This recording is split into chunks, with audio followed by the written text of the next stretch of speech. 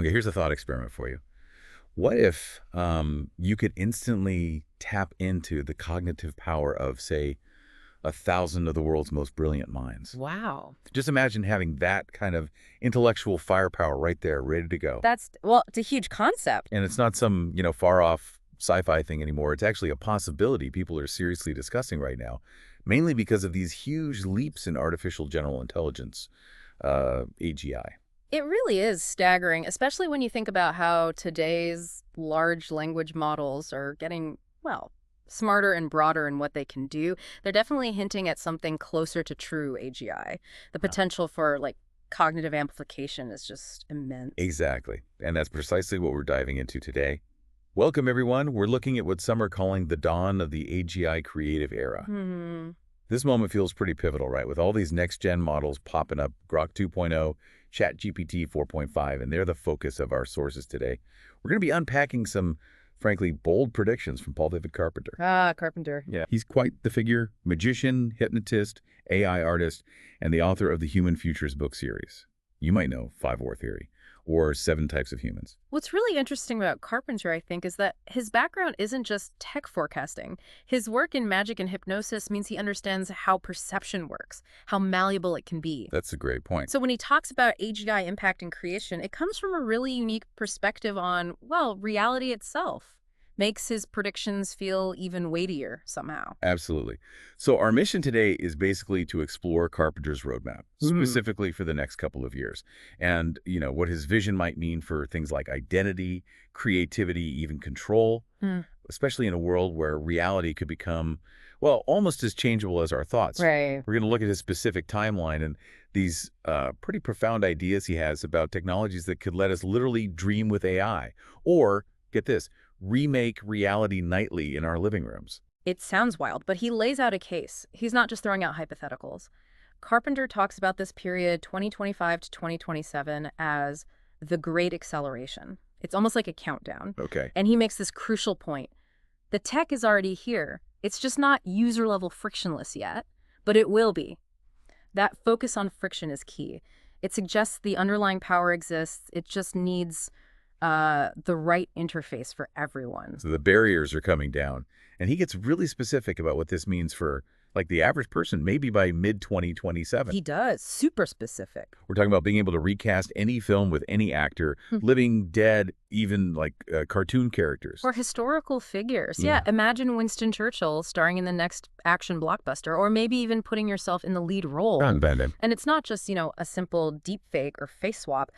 When you factor in how good these models are getting with multimodal stuff, video, audio, understanding text prompts, Carpenter's vision of changing scripts on the fly, altering the tone, the setting, even the language, all in real time, it suddenly seems, well, plausible. So watching a movie becomes interactive, like you're co-directing it. Almost, yeah.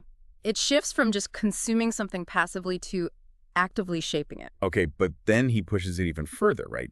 He predicts we'll be generating fully rendered scenes right there in our homes, just using voice commands. Exactly. He pictures these interactive films that actually adapt to your mood, your choices. It's a complete move away from passive watching into this realm of, like, active, personalized participation. Wow. Okay, so if that's possible, what does that mean for actually making stuff? Well, connecting the dots, that level of creative power suggests that, making episodic TV shows or even full-length movies could take days, maybe, instead of months or years. Days. Seriously. It could completely flip the script on creative production. Power shifts away from big studios towards, well, anyone with a good idea. It's like the ultimate democratization of storytelling. That is an incredible leap in creative ability.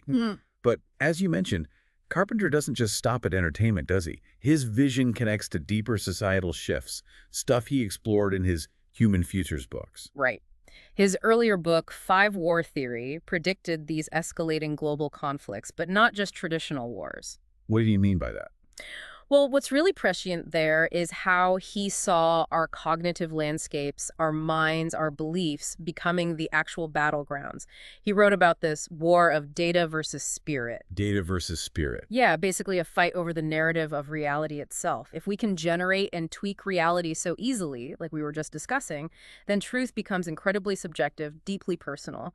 How do you function in a world where everyone's reality might be slightly or even wildly different? That's a huge question. And that ties into his other book, Seven Types of Humans, right? Directly. In that one, he blended evolutionary psychology with AI symbiosis, mapping out these 7 sort of core human templates or types. And his argument is that some of these types will be naturally sort of empowered by this incoming tech wave, while others might be really vulnerable to it. He put it pretty bluntly. We're not all upgrading at the same rate. Some people will surf this wave, others will drown in it. Oof. That's stark. So it's about adaptability. Exactly. It raises this big question about how we as humans adapt to change that's this fast. Will certain types, maybe those more comfortable with fluid digital worlds, thrive while others get left behind? Struggling with the blur between what's real and what's generated, it's like a new kind of evolutionary pressure where cognitive flexibility is king. So, okay, beyond making movies in your living room, what's the next step in this vision? Carpenter talks about memory editing, pairing with creative engines by 2027. Yeah, he says memory editing tools could link up with these creative AIs to let you literally dream with AI. Dream with AI. What does that even mean? Your subconscious talking to an AGI. It sounds like it. The way Carpenter describes it, it's not just passively watching generated dreamscapes. It implies these AGI systems could potentially access and interact with our own subconscious narratives, maybe creating therapeutic simulations or learning experiences directly inside our minds. That is deeply weird. It is. The whole idea of our dreams becoming a co-creation with an AI, that really blurs the last line between our inner world and external tech.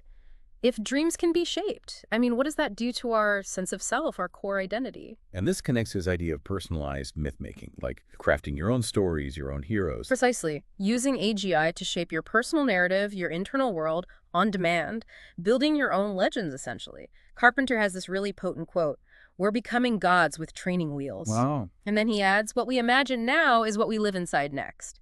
Well, it's a lot to take in. Powerful, but also, frankly, a bit unnerving. It really is. Yeah. It forces you to think about the implications, not just for society, but for you personally. If your own inner stories can be pulled out, tweaked, played with, what does self-definition even mean then? A whole new dimension opens up. So just to sort of wrap up this part of our deep dive, it's clear Paul David Carpenter sees a massively accelerated future hitting us by 2027. A world where the lines between making things and experiencing them, even between inner thoughts and outer reality, just get incredibly blurry, all thanks to accessible AGI. And he's quite firm on this. The basic tech for this creative explosion, it's already here. It just needs that final polish, that frictionless interface for everyday people. Which brings us back to those bigger philosophical questions from his Human Futures series. Exactly. 5 War Theory highlighted that war of data versus spirit, that tension between hard information and subjective meaning, which becomes critical when personal realities are so easy to generate. Right. And 7 Types of Humans warns that this wave of change won't lift everyone equally. Some will ride it, adapt. Others might get overwhelmed, drown in it, as he says. It suggests a real bifurcation in human experience is possible. So by 2027, this shift could mean movies aren't just movies anymore. They could be learning tools, emotional therapy engines, even spiritual guides, all tailored just for you. And when you add in tools combining with creative engines to let us dream with AI, engage in that personalized myth-making, the walls between mind and world could really start to dissolve. Which leads to the ultimate question Carpenter poses, doesn't it? Yeah. When you have the thinking power of 1,000 geniuses on tap, how will you use it? Will the choice be to heal, to manipulate, or maybe to transcend? It really makes you grapple with what it means to be human when we can quite literally remake our reality.